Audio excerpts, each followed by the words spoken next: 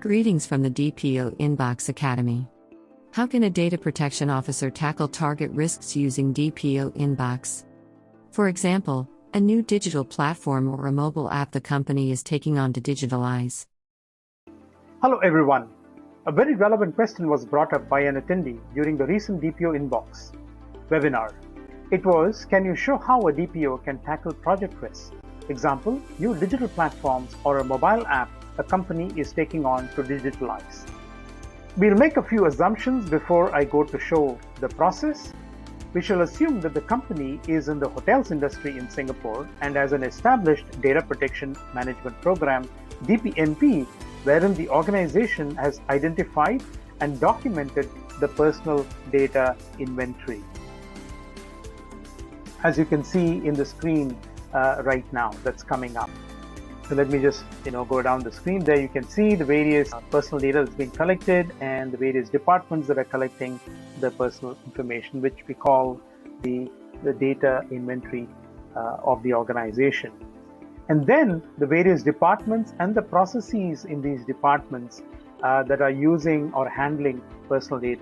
So that's what we call the data mapping workflow. And you can see here various departments on this column, and then the process itself, which are handling the personal data as we go through as the data goes through the CUDS: collect, use, disclose, and secure or store. And as the government is providing a lot of support for digitalization, let's assume that the hotel wants to create a facial recognition app for the reception area. That's the new project that the company wants to embark on, for which you as the DPO has to ensure that the new process or app is in compliance with the data protection law of Singapore. And as a best practice, the recommended action for the DPO is to perform a data protection impact assessment to identify, address, and mitigate any risks in the project. Let's see how we can do it in DPOinBOX. I'm in the home screen of DPOinBOX, and I click on the Identify Risk. And then on the right side, you can see the Manage DPIA and PIA. I click on that. So in the interest of time, what I've done is I've already created a project with the name Facial Recognition App that you can see here. I shall click on the Edit button here, and we get to see the actual process of what needs to be done. The first is giving the project title, project name. So easy identification. So it's facial recognition for the hotel front desk. Then you enter the purpose for which this project is being done. It's basically to build engagement with your existing customers by being aware of their names and preferences just as they come in to register at the front desk. And then what's going to be the benefit? Basically, it's going to build loyalty, which means it can lead to more customer satisfaction, and more satisfied customers, as we know, they keep coming again and again, which means increased revenue for the hotel. And what are the processes that gets impacted by this new project that you're trying to put in place? It will be the reception services, obviously, because that's where you're putting this process into. And what are the types of processing that's being done? It's basically innovative use of technology here, because it's going to be a mobile app. And then some of the information might be transferred outside or disclosed outside the organization, because the hotel has a loyalty program. And because of that, you enter also the additional details, which means the disclosure of this personal data of your clients to a third party, a loyalty program vendor.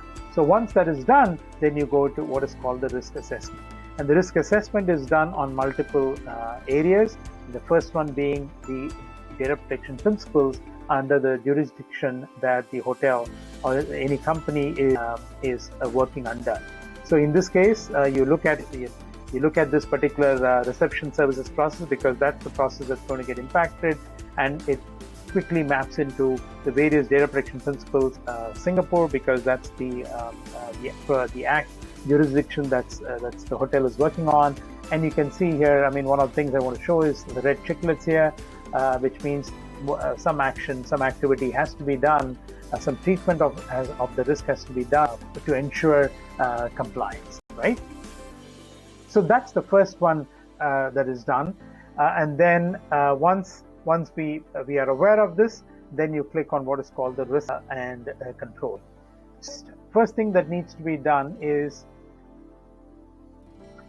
description of the risk. And for describing the risk, we use a principle of 3 C's: cause, context, and consequence, so that anyone who sees the risk, anyone who reads the risk, interprets it in the same way. It doesn't give rise to confusion in the interpretation of the risk. And so in this case, we use this 3C principle. The risk is entered, and once the risk is entered, then you look at treating the risk. And before we treat the risk, we also look at rating the risk, because the treatment will depend on how important or how critical the risk is. And in this, we look at the rating the risk on probability of its occurrence and the business impact that it can have. Clearly, the risk that's identified or transferring or disclosing the personal data to a third-party vendor, the likelihood of it happening is high, and that's how you chose the likely here. And then the business impact is very high, because you're going to lose personal data of your loyal customers. So the business impact can be high, because such customers would come back again for loss of trust in the way the hotel has been handling their personal data. So the inherent rating, which is picked up from the risk metrics, is automatically updated here, and you see it's in the red zone, which means it needs to be addressed, or what we call treated. And treatment is done using the policy principles of AAR. And in this case, one of the best practices is to do a third-party audit of the vendor who's handling the loyalty program for the hotel. And then once the audit is complete, then you go and update the treatment which says completed. So when you start at the start, it is in progress state, and once it is done, basically, and when you do a third-party audit, you basically look at the data protection policies and the implementation of this policy, and the care that the third-party vendor takes for the personal data. So once that audit is completed, you change the status to and then you relook at the risk, because once the treatment is done, you can go back and look at the risk again to see what we call the residual. It's mapped against these two principles of probability of occurrence and the business impact. Now that the audit has been and you're satisfied with the third-party vendors handling of personal data, the probability and the business impact. So still there's the impact being happening, but it's definitely at a very, very low probability, and the impact being that much.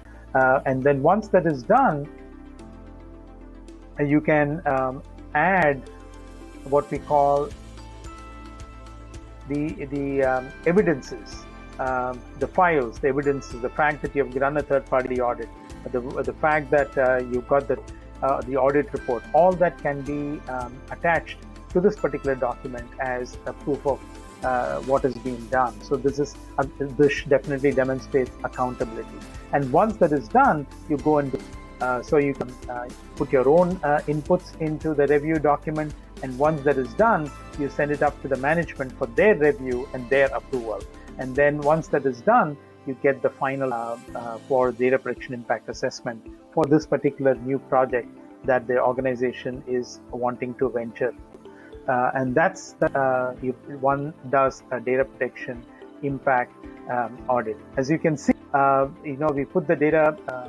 We use the DPOinBOX to kind of seamlessly do this data protection impact assessment process, because it leverages all the best practices embedded in the DPOinBOX. So the intelligence that is inherent in the DPOinBOX gets fully leveraged when you do your DPIA. Basically, it gives the benefit of productivity, automation, collaboration, PAC in short, to the DPO, as data protection management system is a multi-stakeholder exercise which becomes very unwieldy if done via email, spreadsheets, or on physical paper.